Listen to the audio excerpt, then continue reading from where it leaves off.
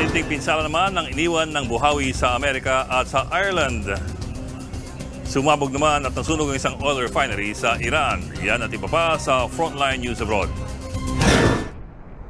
Matinding sunog ang sumiklab sa oil refinery na yan sa Iran. Maya-maya pa, bigla itong sumabog. Dali-dali namang rumisponde ang mga fire truck. Aabot sa 1.2 milyong litro ng langis ang nagliyab. Wala namang nasaktan o nasawi sa sunog. Sinisiyasat pa ang pinagbulan ng apoy. Sa China naman, umuulan na ng snow. Perwisyo ito para sa mga taga-Northern China. Sa kapal ng niebe, hindi mapaandar ang mga sasakyan. Tigil na rin ang operasyon ng mga tren. Wala na ring pasok sa mga paaralan.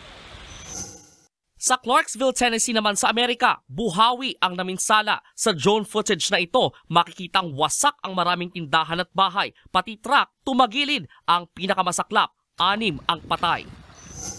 Sinalanta rin ng buhawi ang isang village sa Ireland. Nagkanta sira-sira rin ang mga bahay. Nagtumbahan ang mga puno at nagbagsakan ang mga nakaparadang sasakyan. Wala namang napaulat na nasaktan. Nagbabalita mula sa Frontline, Brian Basa, News 5. Mga kapatid, Ed Lingaw po, maging maalam at may pakialam sa mga napapanahong balita sa ating bansa. Para sa mas malalimang pagtalakay at paghimay sa mga issue at headlines, tumutok lamang at pag-subscribe sa social media pages ng News 5.